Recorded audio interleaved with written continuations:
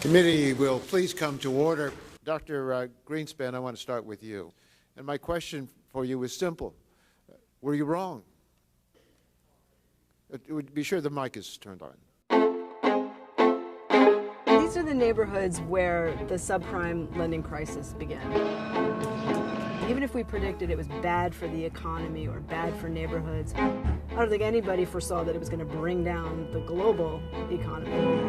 We're talking about explaining major world historic events. This crisis is a total failure of markets. It's humiliating. I am an economics correspondent for the New York Times, and I'm 10 months past due. I was the peak. And by around the peak, I was the highest one. The problem started after a year. If the banks are more willing to lend, it becomes easier to spend. $679,000. It's been an enormous pyramiding of income and wealth in the last 30 years. The median wages stagnated. The closer you are to the money, the more of it you make.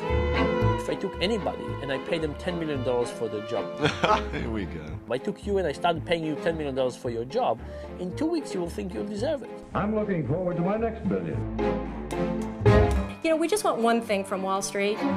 We'd like them to be able to do the math. Most of the work went into selecting the portfolio. That's all we want. We just want them to be able to do arithmetic. Then you were paid over years of time for, I'd say, doing a little bit more than babysitting. This enormous upwards redistribution of American income took place in a stable democracy. Wall Street bankers and all capitalists are always greedy. That's the basis of our entire system. How was the American elite able to get away with it? People at the top of the income ladder buy mansions. Some of these homes are third and fourth homes for some of the people here. People in the middle don't seem offended by that. They want to see pictures of the mansions. It's wonderful, it turns out, that while incomes were falling, house prices were rising. All the way up to 10, 12, 20 million. If there were restrictive deeds to keep out Jews, Asians, and most importantly, African Americans, it was considered a good investment. Panic. It's somebody's life. I've seen this. It was very common to see people with $20,000 and $30,000 worth of credit card debt. I've seen what they've done to some of these poor people. Last year as a branch manager, I made a little under $1 million. It is outrageous. If I borrow more and pay off my credit cards, at the time it seemed like win-win for everybody. Because I've got those higher credit scores, now I can get a slightly cheaper loan. How could that not make you feel good? Go figure.